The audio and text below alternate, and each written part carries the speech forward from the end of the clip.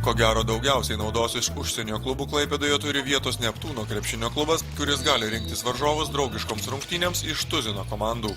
Uostamiesčio klubas prieš pat sezoną pakeitė vadovybę ir klubo direktoriumi tapo 3 metus ekipoje žaidęs Osvaldas Kurauskas. Naujasis direktorius darbo ėmėsi iš peties ir komanda naujajame sezone rungtyniaus su nauja atributika ir naujais žaidėjais.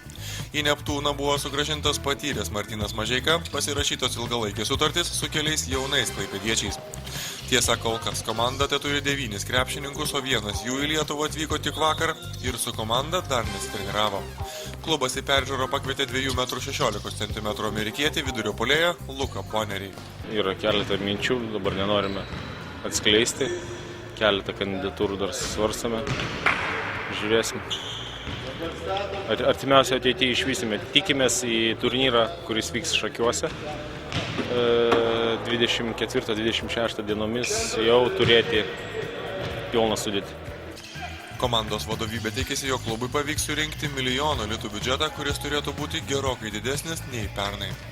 Na taip, jis turėtų būti apie šią sumą. Ir nauja klubo taryba dar nėra suformuota, daugelis atostogavo, dabar manau gal kitoj savaitėje pabandysime suformuoti naują klubo tarybą, išsikelti tikslus ir judėti priekį. Neptūnas pernai nustebino daugelį krepšinio specialistų, remdamasis jaunais žaidėjais iškovojęs 5. vietą Lietuvos krepšinio lygoje. Apie ateinančių metų tikslus tikimasi paskelbti pilnai sukomplektavus komandą. Prie ekipos vairo po metų pertraukos sugrįžo vyriausiasis treneris Rytis Vaišvila, kuris ekipai vadovaus padedamas Pauliaus Juodžio.